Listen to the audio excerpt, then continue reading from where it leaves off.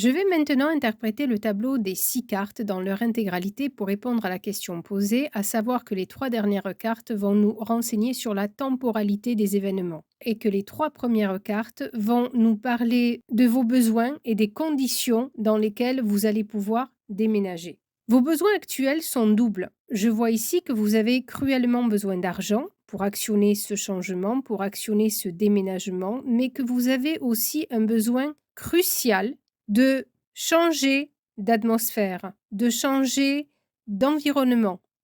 Si les 3 premières cartes étaient positives, ici cet élan est réfréné et nous parle d'un réel blocage.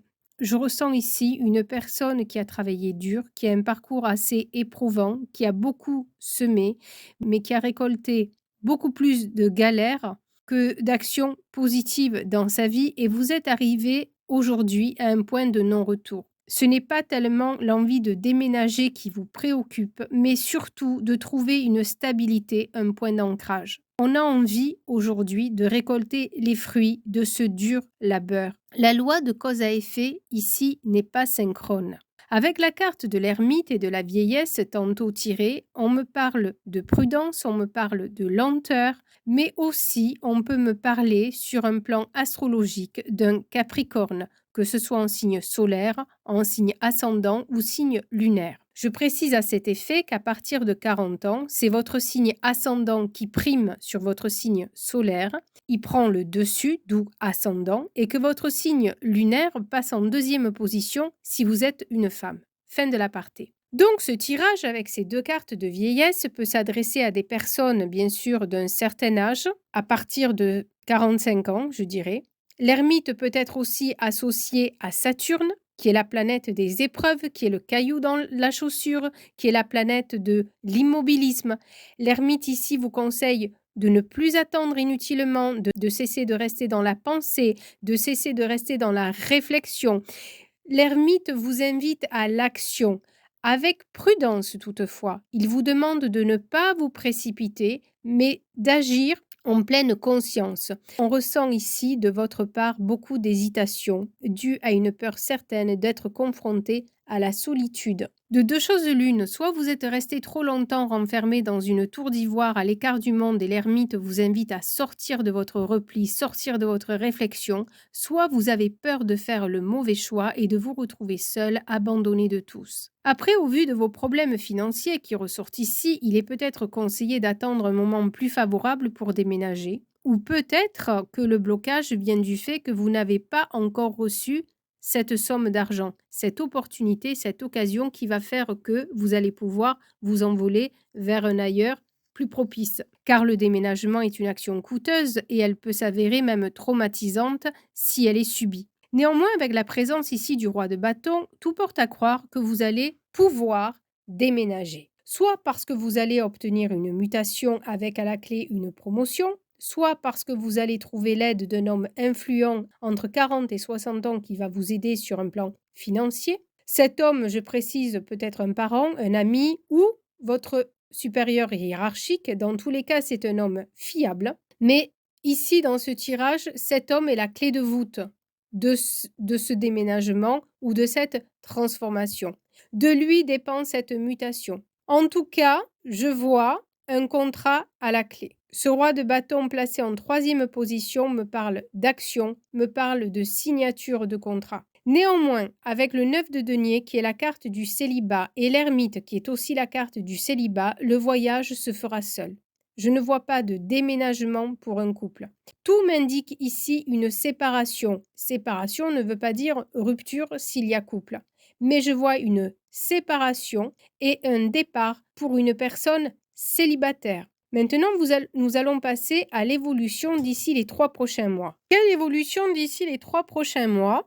J'ai tiré pour vous la carte du sable. La carte du sable représente les situations empêtrées, les situations ralenties, embourbées qui empirent en se débattant et réclament patience et contrôle de soi en attendant que les choses se débloquent ou se désagrègent. La carte du sable nous indique que d'ici les 3 prochains mois, vous allez rester au même point, prise dans les sables mouvants, faute d'argent, soit engluée dans la peur d'une rupture. car le grain de sable souligne que seuls nous ne sommes pas grand-chose et que l'union fait la force. Dans tous les cas, ici je pense que la carte maîtresse est le roi de bâton. À noter qu'en vous présentant l'oracle du sixième sens, il y avait en dos de deck la carte de l'homme. Donc je pense que pour vous, la clé est un homme, le caillou dans la chaussure qui bloque votre situation ou le grain de sable qui enraye la machine, c'est un homme.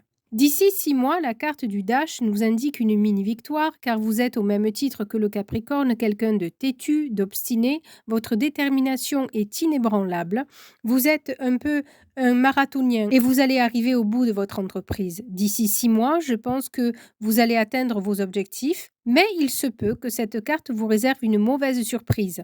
Regardez comme l'animal est tapis en boule, blessé. Vous aurez pris une décision, mais peut-être que cette décision va entraîner des clashs dans votre vie passée, dans vos relations ou dans le cadre de votre travail. La dernière carte de Windy est une carte de mouvement, de bouleversement même. C'est la carte de la tempête qui déracine les arbres, qui emporte les toits. D'ici 9 mois, vous allez vivre un mouvement tel que vous allez avoir l'impression d'être passé sous un rouleau compresseur ou d'être sorti du tambour de la machine à laver. Dans 9 mois, c'est un vent de renouveau, c'est aussi une mini-révolution qui va balayer votre vie d'antan. Cela peut être une crise de couple ou bien une crise dans le travail, mais dans tous les cas, vous allez droit vers un changement de vie. Le de Windy est aussi la carte de la communication, mais plutôt dans le sens où on apprend des vérités, les secrets sont révélés, les trahisons sont découvertes. Je vous souhaite bien sûr beaucoup de courage et de bonheur, car malgré tout, le jeu reste très positif. Il nous reste à voir la dernière carte, celle des haïkus. La dernière carte est issue de l'oracle des haïkus. Dessin de Célia Mélesville et texte de Sylvie Lavoie. Lavé par les vagues, le galet nu grelotte de froid, ce qui signifie qu'un cycle prend fin. Les événements du passé ont ébranlé les bases, laissant l'essentiel.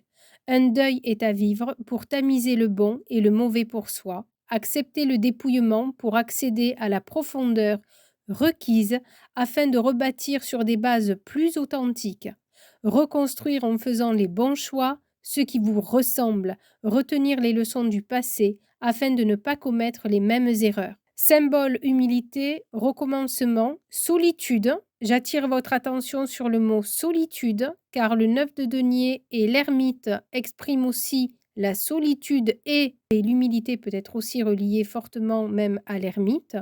Le recommencement est relié à la carte de Windy, le marin, le moment, l'automne ou le début du soir. Je vous invite maintenant à choisir l'ange quartz rose ou l'ange améthyste et vous aurez la réponse à une question fermée qui, selon moi, doit répondre à votre propre question: vais-je déménager? Je vous remercie de votre présence et je vous dis à bientôt pour d'autres tirages.